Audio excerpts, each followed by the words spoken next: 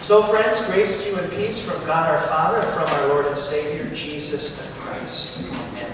Times have changed. In the 80s, I was in junior high, DeLong Junior High, and we had hunter's education. And for hunter's education, there was a shooting range. Now they make pottery there, and it's a place of a peace zone, they call it, but we won't get into all that. Shooting 22 with Mr. Zanko. He was also at that time what they called industrial arts, the industrial art teacher. Remember Mr. Melsnudale? Yep. Did you have Mr. Zanko? No, I didn't have it for And we could shoot in junior high. 22s. 22s, and you could bring your gun to school. And I laugh now thinking, just sounds crazy. Dad didn't have a case for the 22, so we got out those tube socks that were colored on the top. And Mom tied a string to keep it all together. And in the front pocket was a box of 22 shells, or bullets. Got to keep it in your locker until it's time to shoot. You can't take it out, and you're not supposed to show anybody. But we looked at each other's 22s before class. I got the Davy Crockett Award, by the way. How did you do, Dale? You didn't do the Davy Crockett. I got the Davy Crockett Award. I don't know if I could shoot that well now, but hands were steady. I was good. Amazing. They showed us a video. I don't know if they still show these videos. They're so cautious these days, but the video was two kids running with their dad's gun. One was running ahead of the other. The other one behind falls. The gun goes off. He kills his friend, brother, I forget now. They show the crying and the tears. And after it was all done, all that Mr. Zanko said was, "You can't dodge a bullet." I'll never forget that. And I'm cautious about handling guns today. Rightfully so. Be cautious. You can't dodge a bullet. How about an even more important question? Can you dodge God? I'm not saying he's a bullet there to strike you and do you harm. Actually, what I'm saying, he's here to do you good. But there are plenty of people who don't want that goodness. Or so it seems. They want to dodge it.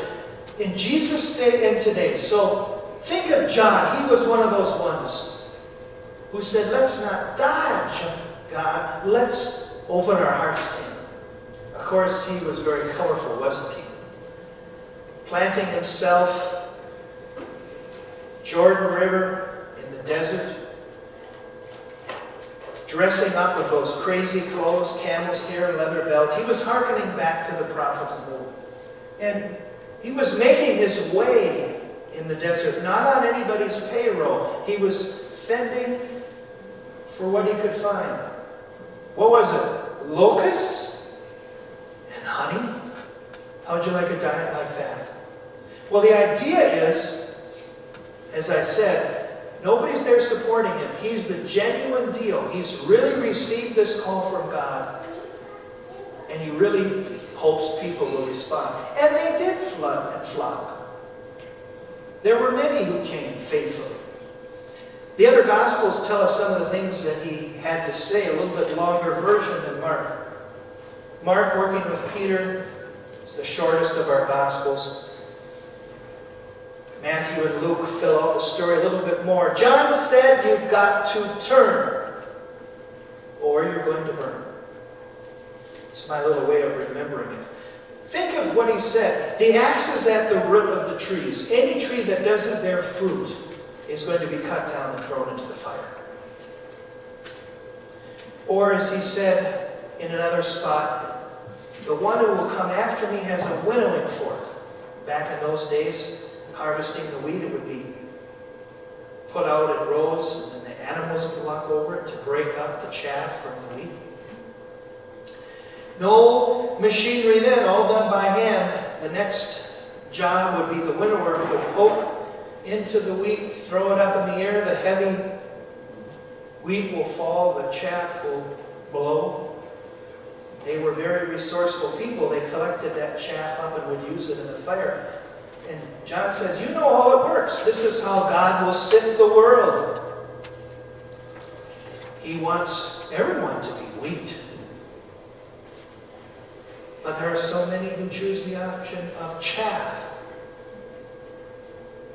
Can't dodge a bullet. It's amazing when you think about John. He wasn't the only one, by the way. Right in that spot where he was working, maybe some of you have caught on the TV story of these Dead Sea Scrolls, the oldest versions of the Bible ever found in the late 40s, going back 1,000 years earlier than the text we had at the time. I wasn't alive in the 40s, by the way, you know that. But some of you were. And remembering this great find and how it often comes on the television, what a neat discovery this was. Well, who were those people who left those scrolls in those caves? The Essenes was their name. And they were just like John, not wanting to dodge God, but prepare the way. So they were studying in this little community they had in the desert.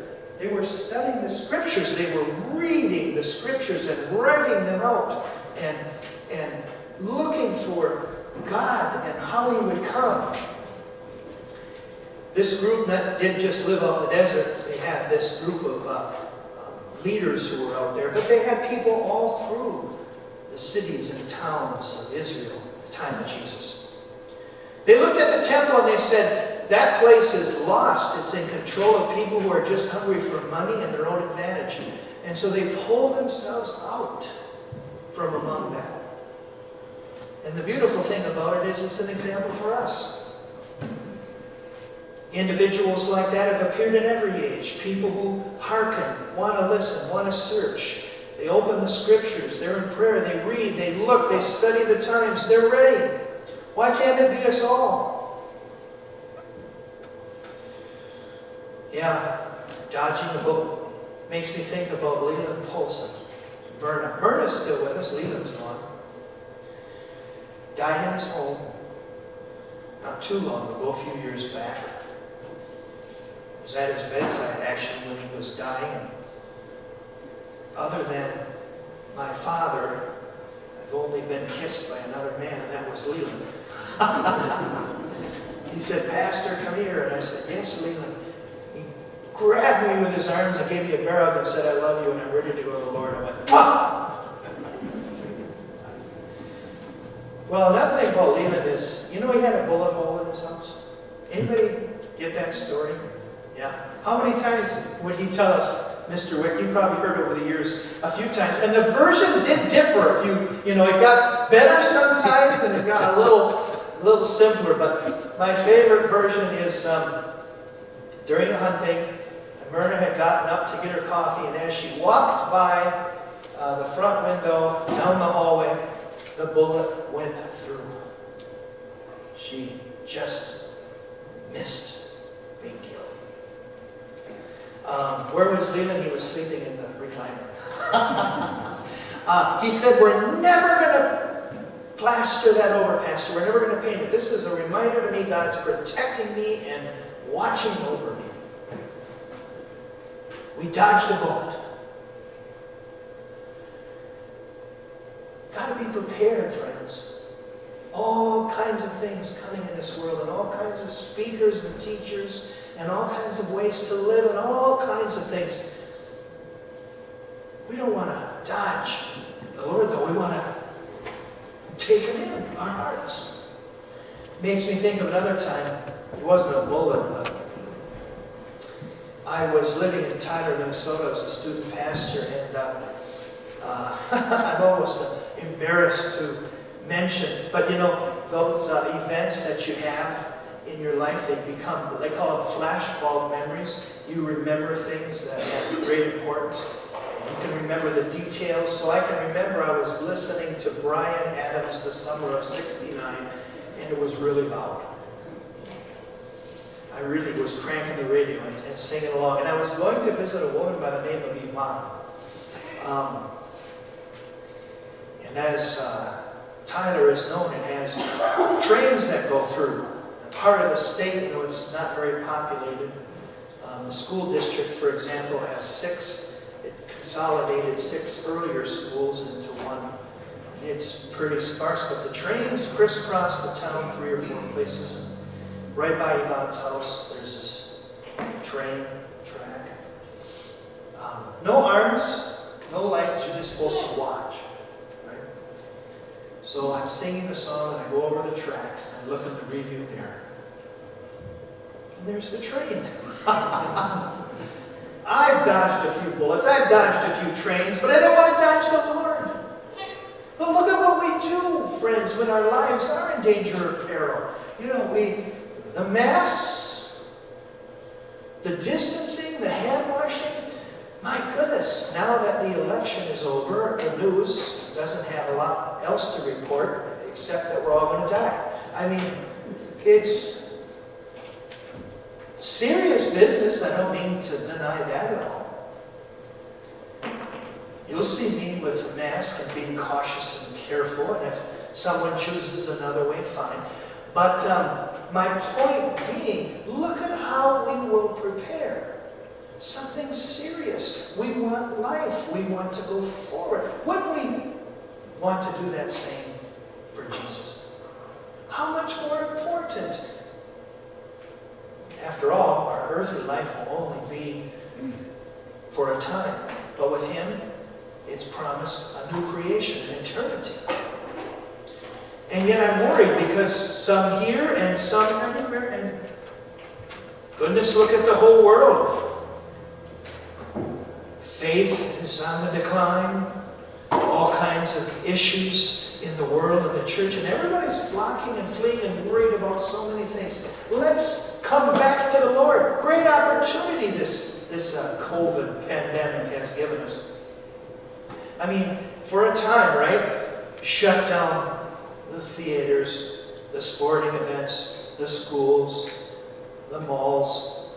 People just have to finally think. Now, we're starting to go back to some normalcy. The vaccine is on the way. But when you sit there and you think and you understand really what's important, you realize family and faith. Like at the nursing home. Go out there, most of them are locked down. But if you go out and talk to people in the nursing home, they're in a room, it's not their own. The bed that's not really their own, they didn't purchase it. They might have some clothes that are labeled now, that are washed by someone else. Food brought to them. Some have a very keen mind, but the body isn't working. Some have a very keen body, but the mind isn't working. It's one or the other. And some have both problems. But for those you can talk to, what is it they talk about? Oh, I remember that car I drove, that Chevy Nova. My grandma had an orange Chevy Nova. Did she talk about that when she was dying? In the Severson home in Oak Park? Talk about the trips they've been on? Not really. Talk about the houses and all the time they spent painting and staining and making it perfect, so then someone else got it in the end. Never say that. Don't even think about their home. They think about 2 things. It boils down to family and faith. I use the analogy of that bullet, again, not to say the Lord's out to take our life, but He's there to give it. And how cautious we are with guns, and we should be, how cautious we are with COVID, how cautious we are with so many things, and yet we don't give a care for the Lord. It should be different. Let's prepare a way for Him to come into our hearts, now and always. Thanks be to God.